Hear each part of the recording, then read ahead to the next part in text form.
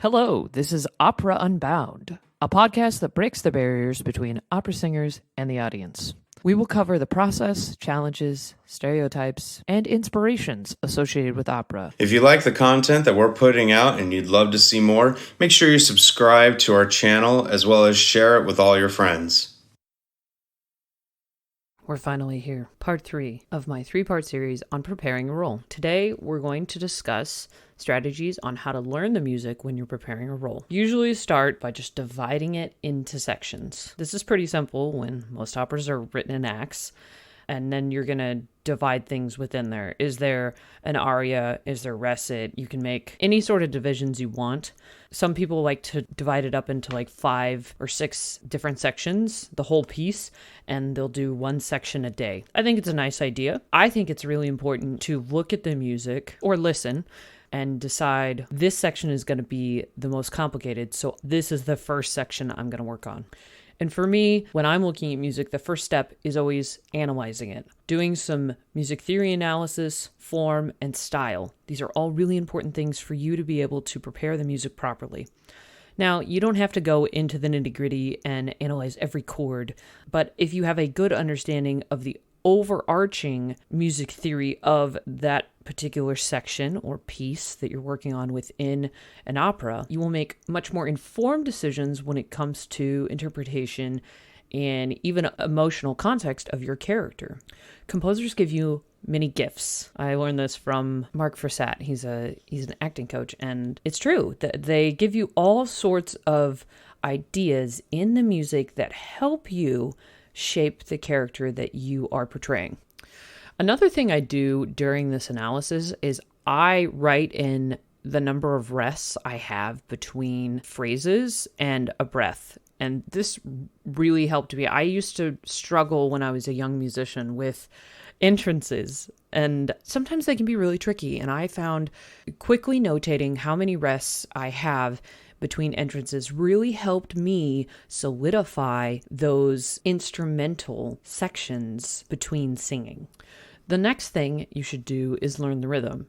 Now, we'd already done some of this with the text, so some of the work is already done, or all of it's already done, but it's still good to go over it again, clapping it, tapping it, playing a single note, saying it on a single note, whatever helps you. Do this with a metronome. Do it under tempo, and then do it at tempo. And repeat it until you have no mistakes. Or repeat it even when you have no mistakes. You want it to really be solid in your mind and body. The next step for me is usually listening to several different recordings. I like to listen to different artists, different conductors, to understand different interpretations and catch any common performance practices. We all know that things can be written on a page, but may not be performed that way. You know, anytime you have ornamentations that are added, that's a common practice, right? If there's a cadenza, it's expected for you to come up with or use one that's commonly done and add that to your interpretation of the music. And sometimes words can be changed. I've heard that, and other things. So I really think it's important to listen to several different recordings. And even something I like to do is I like to practice speaking the text to recordings, so I really get that timing down with the context of the music and with the other lines. I think it's also good to play your vocal line without singing it. Many pianists learn from a young age to hum what they play. So the thing is, like, if you can sing it, you can play it. Well, I think it goes both ways. If you can play it, you can sing it. I also find it useful to play the other vocal lines so I have that context. If you really want to solidify a piece of music too, practice it back to front. We all start at the beginning, and that usually means the beginning is the best part. So I like to encourage my students and myself to start at the back of a piece, do a phrase, then go back, do both those phrases, and so on and so forth. So you're just adding little chunks each time, which means that the end is going to be just as prepared as the beginning. So I want to talk quickly just about how this practice breaks down. So I was going to be doing Meg Page last summer before everything got canceled, and I did an analysis of how long Meg Page is. All of her music is about 40 minutes of music that you have to learn.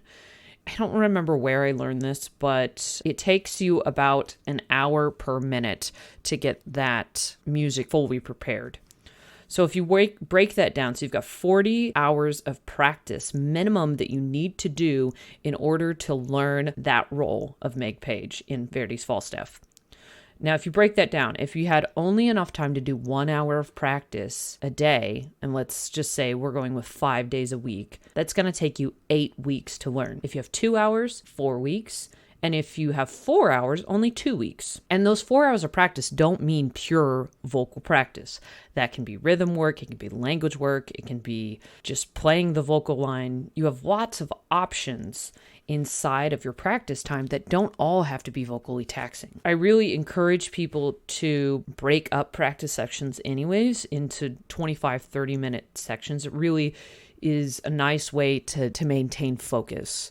You know, we live in a world where we all feel like our focus is split in so many different ways by distractions and just overstimulation that we have in an information dense and heavy society.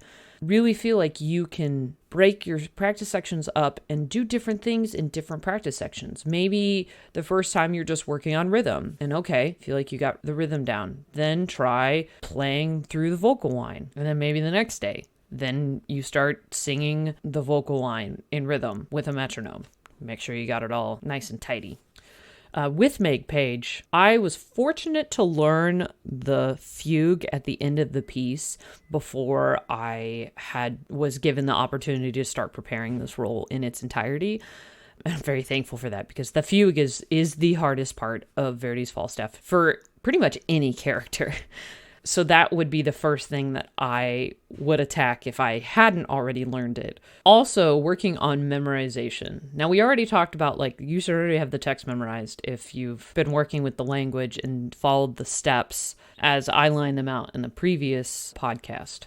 I think a good goal is to be able to do each section 10 times in a row without any memory slips. And that's, with this 40 hours of music, that'll take you about 8 hours to do.